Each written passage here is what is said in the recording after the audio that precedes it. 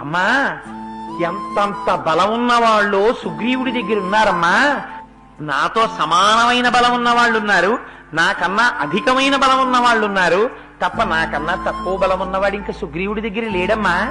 ఎందుచేత తన భార్య దగ్గరికి పంపించేటప్పుడు రాజులైన వారు ఏం చేస్తారు? అందరికన్నా పనికి మాలిన వాడు ఎవరుంటారో వాడిని పంపిస్తారు. నన్ను పంపించారు రామచంద్రమూర్తి అంటే నీకు అర్థం అవ్వట్లేదా తల్లి? నాకన్నా పనికి మాలిన వాడు ఇంకా సుగ్రీవుడి దగ్గర ఎవ్వరూ లేరు. నాకన్నా సమానులున్నారు, నాకన్నా అధికులున్నారు, నాతో సమానులున్నారు. అందుకనమ్మా ఏమీ బెంగపెట్టుకోకమ్మా, కొన్ని కోట్ల వానరములు వచ్చేస్తాయమ్మా ఇక్కడికి అన్నారు. ఎంత అందంగా మాట్లాడతారో, ఎంత వినయంగా మాట్లాడతారో. హనుమని ఉపాసన చేసినది యథార్థమైతే నీ నోటి వెంట ఆ వినయం ఎప్పుడూ పోకూడదు. నా అంత వాణ్ణి నేనని గుండెల మీద చెయ్యేసుకుని ఎప్పుడూ మాట్లాడకూడదు.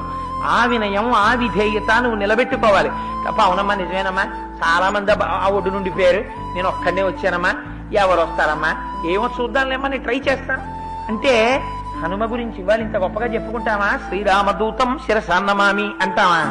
అమ్మ దర్శనం ఇస్తుందా?